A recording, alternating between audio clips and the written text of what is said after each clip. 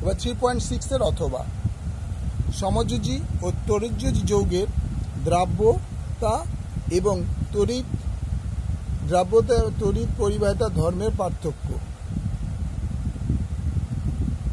দ্রাব্যতা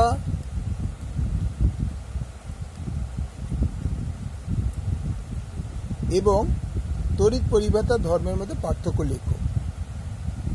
তাহলে আমরা দেখছি এটা ছকের টাইপ আকারে দিয়েছি।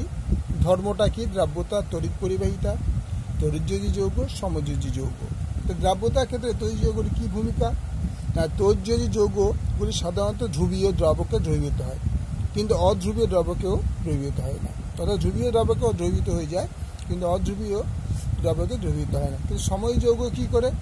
সমযোজী যৌগগুলি সাধারণত অধ্রুবীয় দ্রবকে উল্টোটা হয়। এর উল্টোটা হচ্ছে অধ্রুবীয় দ্রবকে দ্রবীভূত হয়। তাই বেশ কিছু সমযোজী যৌগ যেমন HCl, চিনি, গ্লুকোজ, ইথানল ইত্যাদি এরা ধ্রুবীয় দ্রবকে জলে দ্রবীভূত হয়। তাহলে এইটা হচ্ছে দ্রাব্যতার সঙ্গে দুটো তড়িৎযোজী যৌগের সমযোজী যৌগের পার্থক্য হচ্ছে দ্রাব্যতা দিয়ে। তারপর হচ্ছে তড়িৎ পরিবাহিতা। তড়িৎ পরিবাহিতাটা আমরা কি দেখছি? তড়িৎ পরিবাহিতার ক্ষেত্রে দেখা যাচ্ছে যে তড়িৎ যৌগের ক্ষেত্রে তড়িৎযোজী যৌগগুলি কঠিন অবস্থায় তড়িৎ পরিবহন করে না।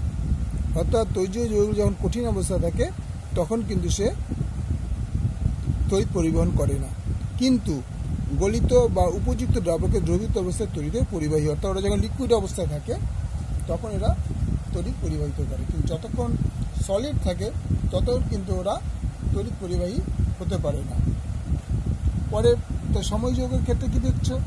সমযোজী যৌগের দেখছি যে সমযোজী এটা কিন্তু যৌগ। সমযোজী যৌগগুলি তড়িতের কুপরিবাহী, অর্থাৎ তড়িৎ প্রবাহিত হতে পারে না।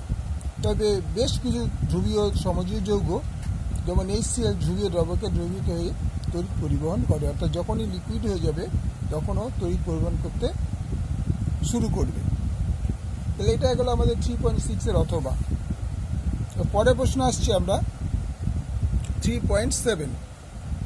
প্রশ্নটা কি আছে? সিলভার নাইট্রেটের জলীয় দ্রবণে H2 গ্যাস চালনা করলে আকার হবে চালনা করলে যে কালো রঙের অধক্ষেপ পড়ে তার নাম ও সংকেত লিখব। দেখো, সিলভার নাইট্রেটের বর্ণহীন জলীয় দ্রবণে H2S গ্যাস চালনা করলে সিলভার সালফাইডের কালো অধক্ষেপ উৎপন্ন হয়।